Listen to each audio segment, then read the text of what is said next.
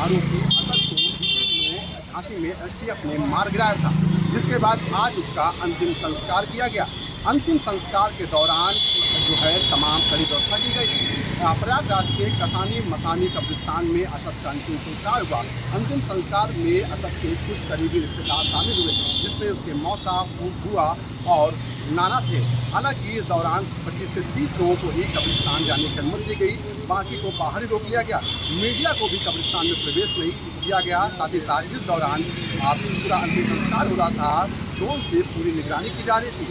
जो कब्रिस्तान के आसपास का क्षेत्र था उसको छावनी में तब्दील कर दिया गया था, क्योंकि तमाम भीड़ जो थी कब्रिस्तान के आसपास इकट्ठी हो रही थी, जिससे कहीं ना कहीं पुलिस चाह रही थी कि भीड़ इकट्ठी न होने पाए। हालांकि अब अंतिम संस्कार हो गया है और भीड़ जो थी उसको बाहर ही रोकने के लिए कहा गया। माफिया अतीक अहमद पर लगातार शिकंजा कसता जा रहा है। यूपी पुलिस और एसटीएफ के बाद अब एटीएस की निगाहें अतीक अहमद पर हैं। एटीएस लगातार अतीक अहमद से लंबी पूछताछ कर रही है। वजह स्पष्ट है कि उमेश पाल हत्याकांड के मामले में जब विवेचक ने अतीक अहमद से सवाल किए थे तो उसने कई चौंकाने वाले जवाब दिए थे, जिसमें से प्रमुख था पाकिस्तानी एजेंसी आईएसआई के साथ उसके संबंध। दूसरी बड़ी चीज थी आतंकी संगठन लश्कर-ए-तैयबा से हथियार लेना। हालांकि इन सभी बिंदुओं को लेकर यूपी एटीएस उससे पूछताछ कर रही है। आने वाले समय में यूएपीए यानी विधि विरुद्ध क्रियाकलाप निवारण अधिनियम के तहत उस पर मुकदमा दर्ज हो सकता है, जिसको लेकर एटीएस साक्ष्य जुटा रही है। अगर ये साक्ष्य यूपी एटीएस को मिलते हैं तो कहीं न कहीं माफिया अतीक अहमद की मुश्किलें और बढ़ेंगी। हालांकि सूत्रों के हवाले से यह भी खबर है कि जब पूछताछ हो रही थी माफिया से, उस दौरान वो पुलिस को धमकाता हुआ भी नजर आया। हालांकि पूरे मामले को लेकर यूपी पुलिस सख्त है और कोशिश की जा रही है कि वो सभी चीजें जो कि माफिया से जुड़ी हुई हैं या जिनके बयान वो विवेचक को दे चुका है, उन पर सबूत इकट्ठा किए जाएं ताकि उस पर और कड़ी कार्रवाई की जा सके। उत्तर प्रदेश में नगर निकाय चुनाव को लेकर तैयारियां पूरी हो चुकी हैं। यूपी में राज्य निर्वाचन आयोग की तैयारियां पूरी हैं। आपको बता दें 32,000 ईवीएम मेयर और पार्षद के चुनाव में लगाई जाएंगी। इसके अलावा आपको बता दें 11,000 ईवीएम यूपी निर्वाचन आयोग के पास पहले से मौजूद हैं, जबकि 36,000 ईवीएम दूसरे प्रदेशों से मंगवाई जा रही हैं। इसके अलावा 20% ईवीएम ऐसी होंगी जिनको यूपी निर्वाचन आयोग अपने पास सेव में यानी कि रिजर्व में रखेगा। आपको बता दें यूपी में 760 नगरीय निकायों में टोटल 14,684 पदों के लिए ये चुनाव होना है। इसके अलावा 199 नगर पालिका परिषद और 544 नगर पंचायतों में बैलेट पेपर। आपको बता दें टोटल यूपी में के 17 नगर निगमों में 15,777 ऐसे हैं जिनको पोलिंग बूथ बनाया गया है। उत्तर प्रदेश में निकाय के चुनाव होने वाले हैं। ऐसे में सभी राजनीतिक पार्टियां अपने अपने तैयारियों में जुट चुकी है। उत्तर प्रदेश में मेयर पद के लिए, इसके अलावा नगरपालिका के अध्यक्ष के लिए और पार्षद पद के लिए नामों पर मुहर भारतीय जनता पार्टी जल्द से जल्द लगाएगी और पहली सूची इसकी तैयार कर ली गई है और दिल्ली आला कमान के अंतिम मुहर का इंतजार किया जा रहा है। इसी बीच उत्तर प्रदेश बीजेपी के प्रदेश अध्यक्ष भूपेंद्र चौधरी और संगठन के प्रदेश महामंत्री धर्मपाल सिंह उत्तर प्रदेश भवन पहुंच चुके हैं। थोड़ी देर का वक्त बचा है। जैसे ही केंद्रीय आला कमान से हरी झंडी मिलती है तो निश्चित रूप से दोनों ही नेताओं की मुलाकात होगी केंद्रीय आला कमान से और केंद्रीय आला कमान अंतिम मुहर लगाएगा, जिसके बाद जल्द से जल्द निकाय चुनाव को लेकर भारतीय जनता पार्टी 9 मंडलों की अगर हम बात करें पहले चरण में चुनाव होने वाले हैं और 37 जिलों में ये पहले चरण में चुनाव होंगे, जिसकी सूची कहीं ना कहीं तैयार की गई है और अंतिम मुहर के बाद इस सूची को जारी कर दिया जाएगा। नगर निकाय चुनाव के बिजुगुल बजने के बाद कहीं न कहीं से सरगर्मियां जरूर तेज हो गई हैं। वहीं राजनीतिक पार्टी, चाहे वो समाजवादी पार्टी हो, चाहे भारतीय जनता पार्टी हो, चाहे आम आदमी पार्टी या कांग्रेस हो, इनने अभी अपने पे प्रत्याशी नहीं खोले हैं, अपने पत्ते नहीं खोले हैं। फिलहाल नामांकन प्रक्रिया 14 तारीख से स्टार्ट है और 17 तारीख तक चलेगी और 18 तारीख नाम वापसी का 1 दिन का समय भी दिया गया है। फिलहाल तहसील परिसर में जिस तरह से सन्नाटा पसरा हुआ है, अभी कोई राजनीतिक पार्टी यहां पर नहीं पहुंची है। बाकी सुरक्षा व्यवस्था के कड़े इंतजाम किए गए हैं। एसडीएम सदर जो अंकिता जैन है वो लगातार बारीकी से हर चीज़ों का जायज़ा भी ले रही हैं, लेकिन जो अभी पार्टियां हैं, प्रमुख पार्टियां हैं, उनके प्रत्याशी घोषित नहीं हुए, ये एक बड़ी बात है। फिलहाल अब कल का और परसों का समय बचा हुआ है। अब इन समय में कितने भीड़ इकट्ठा होगी और किस तरह से कर्मचारी उसको काम करेंगे और किस तरह से पर्चा दाखिल होगा और वो 1 दिन में किस तरह से वापसी का काम करेंगे, ये देखने वाली बात होगी। नगर निकाय चुनाव को लेकर के खास तौर से अभी तक भारतीय जनता पार्टी अपने मेयर कैंडिडेट सहित पार्षदों की घोषणा नहीं कर पाई है। साथ ही साथ पार्षद प्रत्याशी और मेयर प्रत्याशी एक टकी नज़र लगा करके भारतीय जनता पार्टी के पदाधिकारियों की तरफ देखते नजर आ रहे हैं। सभी पदाधिकारी, सभी प्रत्याशी यह आकलन लगा रहे हैं कि आज शाम तक मेयर प्रत्याशी सहित पार्षद प्रत्याशी नाम की घोषणा भारतीय जनता पार्टी कर देगी। गोरखपुर जिले की अगर बात की जाए तो गोरखपुर जिले में 80 वार्ड हैं, पहले 70 वार्ड थे। 10 वार्ड बढ़ने के कारण भारतीय जनता पार्टी अपने पार्षद प्रत्याशियों के नाम के चयन करने में असमर्थता जताती हुई नजर आ रही है। लेकिन फिलहाल शाम तक भारतीय जनता पार्टी अपने पार्षद प्रत्याशी और मेयर प्रत्याशी के नाम की घोषणा कर देगी। यूपी में नगर निकाय चुनाव का बिगुल बज चुका है। अब ऐसे में शाहजहांपुर में भी पहली बार मेयर का चुनाव होने वाला है। सबसे बड़ी बात है कि शाहजहांपुर में इस बार मेयर चुना जाएगा और वो मेयर किस पार्टी का होगा ये देखने वाली बात होगी। लेकिन चुनाव मैदान में समाजवादी पार्टी, बीजेपी, कांग्रेस और बीएसपी इस बार मैदान में है। देखना होगा कि इस बार चुनाव का परिणाम किस तरफ जाता है, क्योंकि जिस तरह से अखिलेश यादव ने अपना प्रत्याशी अर्चना वर्मा को घोषित किया है, वहीं बीजेपी अभी भी अपने प्रत्याशी को लेकर लगातार मंथन कर रही है। ऐसे में कांग्रेस ने भी अपना प्रत्याशी घोषित कर दिया है और बीएसपी को भी अभी मंथन चल रहा है। लेकिन देखना होगा कि इस बार का चुनाव परिणाम महापौर पद के लिए यहाँ पर किसकी तरफ जाता है, क्योंकि पहली बार यहाँ पर मेयर का चुनाव होगा और पहला मेयर शहर को मिलने वाला है। आज एक दिवसीय दौरे पर हरिद्वार में रहेंगे। लगभग 7:30 बजे मुख्यमंत्री पुष्कर सिंह धामी हरिद्वार पहुंचेंगे। हरिद्वार में राज्य अतिथि गृह डामकोठी में पहुंचेंगे। उसके बाद 8 बजे हरिद्वार में ऋषिकुल में चल रहे सद्भावना सम्मेलन में पहुंचेंगे, क्योंकि पिछले 3 दिन से सद्भावना सम्मेलन का जो आयोजन है ये कैबिनेट मंत्री सतपाल सिंह महाराज के द्वारा किया जा रहा था। इसी आयोजन का आज समापन कार्यक्रम है, जिसमें देश के कोने कोने से श्रद्धालु जो भक्त है वो पहुंच रहे हैं। उसी का आज समापन समारोह है, जिस समारोह में मुख्यमंत्री पुष्कर सिंह धामी सम्मिलित होंगे। उसके बाद वो हरिद्वार से देहरादून के लिए रवानगी होगी, क्योंकि डामकोठी में उनका समय भी नियत रखा गया है। हो सकता है कि मुख्यमंत्री पुष्कर सिंह धामी हरिद्वार के जो अधिकारी हैं उनसे भी बैठक कर सकते हैं, क्योंकि चारधाम यात्रा शुरू होने जा रही है। उसको लेकर भी अधिकारियों के साथ बैठक कर सकते हैं। हज और अमरनाथ यात्रियों के लिए जिला चिकित्सालय में परीक्षण शुरू कर दिया गया है। आपको बता दें यहाँ पर 8 डॉक्टरों की टीम लगाई गई है, जिसमें हज और अमरनाथ यात्री परीक्षण ले सकते हैं। हालांकि जिला चिकित्सालय में डॉक्टरों की कमी होने के चलते जिस प्रकार वहीं जहां लोग मरीज दवाई लेते हैं उन्हीं डॉक्टरों की टीम के द्वारा परीक्षण किया जा रहा है। आपको बता दें इस पूरे कार्य के लिए डॉक्टर यूनिस को जिम्मेदारी सौंपी गई है, जिसमें नाक, कान, गले आदि इत्यादि की परीक्षण किया जा रहा है, जिससे यात्री सुरक्षित अपनी यात्रा कर सकें। और इसके अलावा वहीं डॉक्टर CMS अनीता शर्मा ने बताया कि जो हज और अमरनाथ यात्री जो हज के लिए जाएंगे उसके लिए परीक्षण के लिए डॉक्टरों की टीम बनाकर यहाँ पर उनके लिए जो व्यवस्था की गई है। हालांकि अलग से डॉक्टर न होने के चलते उन्हीं डॉक्टरों से परीक्षण कराया जा रहा है और यह पूरा सर्टिफिकेट की प्रक्रिया 2 से 3 दिन की प्रक्रिया होगी, जिससे अपना परीक्षण कराकर सही तरीके से अपनी यात्रा कर सके।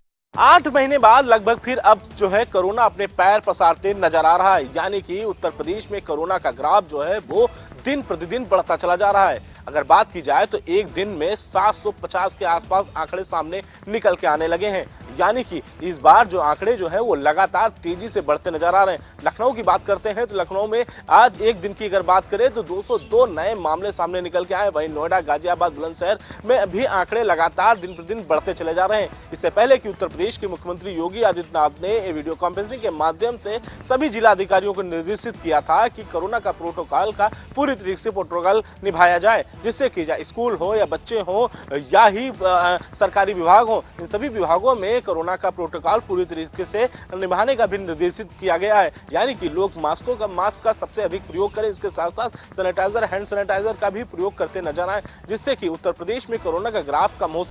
फर्रुखाबाद में आज कोरोना पॉजिटिव मिलने से जिले में हड़कंप मच गया। वहीं डॉक्टर राम मनोहर लोहिया में हुई जांचों में पुरुष व महिलाएं अलग अलग जगह की रहने वाली हैं जो कि कोरोना पॉजिटिव आई हैं। वहीं अभी तक जिले की संख्या 6 हो चुकी है। वहीं स्वास्थ्य विभाग कोरोना पॉजिटिव मरीजों का आंकड़ा छुपाने में लगा है। वहीं अगर बात की जाए CSC और PSC में अभी तक कोई भी जांचें नहीं हो रही हैं। वहीं इस CSC में देखा जा सकता है कि लोग बगैर मास्क के यहां पर डॉक्टरों को दिखाने व दवाइयां लेने आते नजर आ रहे हैं। यहां पर कोई भी जांच नहीं की जा रही है। आते जाते मरीजों को देखा जा सकता है कि कोई भी मास्क का व सैनिटाइज व सोशल डिस्टेंसिंग का पालन नहीं कर रहा है। आपने देखा कि किस प्रकार से CSC PSC की बात की जाए, यहाँ पर जो है कोरोना का कोई भी किसी को भय नहीं है। अब देखने वाली बात होगी आखिर स्वास्थ्य विभाग किस तरीके से लोगों को कोरोना से राहत दिलाता है।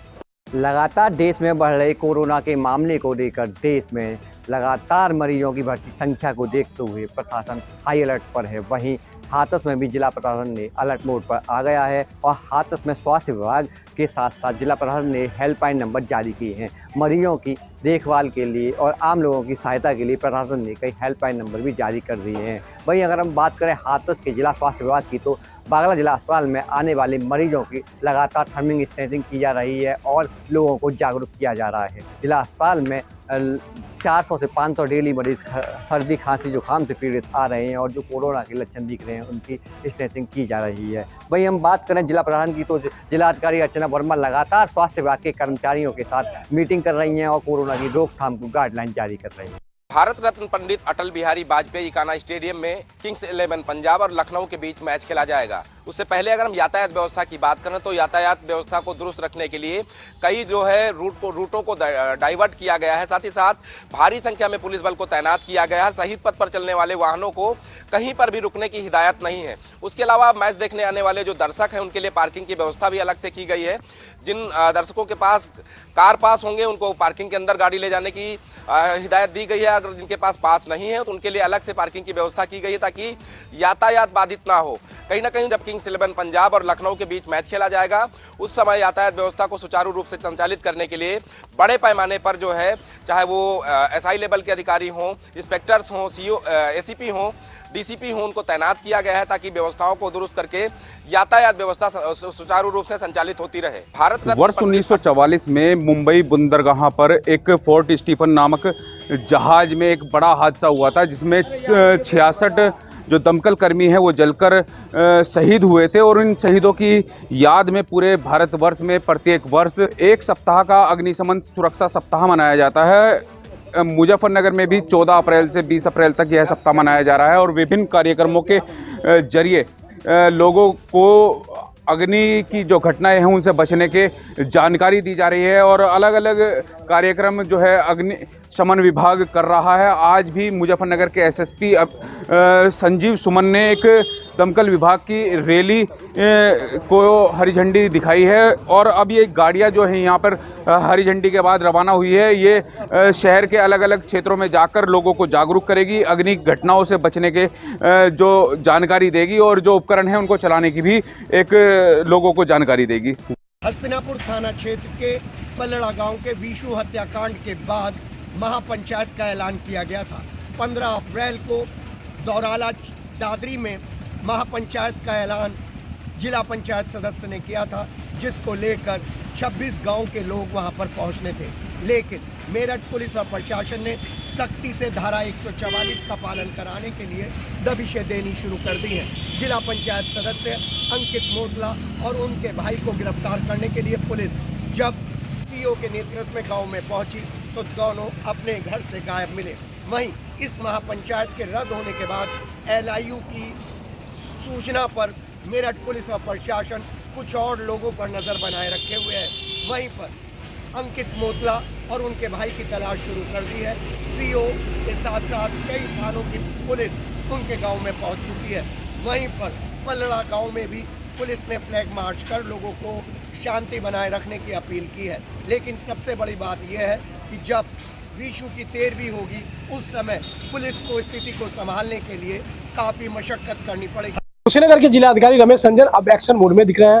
हालांकि गेहूं क्रय केंद्र का शुरुआत हो चुका है और गेहूं क्रय केंद्रों पे किसानों का आना जाना लगा हुआ है। अपने गेहूं का जो है कि बिक्री भी किसानों के द्वारा किया जा रहा है। लेकिन इसमें सबसे बड़ी बात यह है कि गेहूं क्रय केंद्रों पे एक ऐसा भी जो है कि गोदाम प्रभारी है जो कांटे में उसके जो है कि गड़बड़ी देखने को मिली और बिना तौल के ही जो गेहूं है उसे अंदर रखवाने की बात सामने आई है। इस पर जिलाधिकारी के द्वारा तत्परता दिखाते हुए जिलाधिकारी ने तुरंत उसके खिलाफ FIR दर्ज कराने की ही बात कही गई है। पूरा मामला कुशीनगर जनपद के हाटा तहसील क्षेत्र के बढ़िया खुद PCF गेहूं क्रय केंद्र का है, जहां पर जिलाधिकारी के द्वारा आज अभी कुछ देर पहले ही निरीक्षण किया गया और निरीक्षण के दौरान जिलाधिकारी ने पाया कि वहां पे उसके जो कांटा है उसमें गड़बड़ी मिली है। साथ ही बिना तौल के ही गेहूं को जो है कि क्रय केंद्र के अंदर रखा गया। इस पर जिलाधिकारी ने तत्परता दिखाते हुए और त्वरित कार्रवाई करते हुए संबंधित विभाग के जिम्मेदारों को निर्देश दिया कि जो यहाँ का प्रभारी है उसके खिलाफ मुकदमा पंजीकृत कर आगे की कार्रवाई की जाए। कुशीनगर के जिला सरदार पुलिस अधीक्षक अजय पाल शर्मा का लगातार ऑपरेशन लगा जारी है। बीती रात मनियाऊ थाना क्षेत्र में गौकसी और कैप्टन जहीर कुरैशी की पुलिस से मुठभेड़ हो गई, जिससे जहीर कुरैशी के पैर में गोली लगी है। लगातार जौनपुर में जब से चार्ज अजय पाल शर्मा ने लिया है तब से अपराधियों पर लगातार ऑपरेशन लगना का काम जारी है। अपराधियों को लेकर लगातार सभी थाना अध्यक्षों को कड़े निर्देश दिए हैं कि किसी भी तरह का अपराध न हो, जिसको देखते हुए कल मनियाऊ थाना अध्यक्ष ने हिस्ट्री सीटर को पैर में गोली मारी है और वहीं पर आत्मरक्षा में उन्होंने फायर किया, जिसमें उनके थाना अध्यक्ष ओम प्रकाश के BP जैकेट में भी गोली लगी। और लगातार यहाँ पर अपराधियों की लगातार धरपकड़ जारी है। इसको देखते हुए कल ऑपरेशन लगड़ा के तहत एक गौकसी अपराधी को पकड़ कन्नौज में एक बार फिर दिखा तेज रफ्तार का कहर। वहीं आगरा लखनऊ एक्सप्रेस वे पर जो कि बागेश्वर धाम से श्रद्धालुओं से भरी कार अपने घर वापस जा रहे थे कि तभी तालीग्राम के आगरा लखनऊ एक्सप्रेस वे के 174वें कट पर तेज रफ्तार कार अनियंत्रित होकर पलट गई, जिसमें कार सवार एक की मौत हो गई, वहीं 5 लोग गंभीर रूप से घायल हो गए। हादसे के बाद यूपीडा के कर्मचारियों द्वारा घायलों को त्रिभा मेडिकल कॉलेज में भर्ती कराया गया। वहीं मृतक के शव को सुरक्षित रखवाया गया और घटना की जानकारी परिजनों को दी गई। वहीं अगर माने तो तेज रफ्तार का कहर आए दिन देखने को मिलता है। लोग क्यों नहीं एयर शुद्ध करते हैं और क्यों नहीं आप अपना जान जोखिम में डालकर तेज रफ्तार जो कि कार है आए दिन तेज रफ्तार से चलते हैं, जिससे कि आए दिन देखने को सामने मिलता है कि कहीं ना कहीं तेज रफ्तार कार पलट जाती है और कई लोगों की जान भी गंवानी पड़ती है।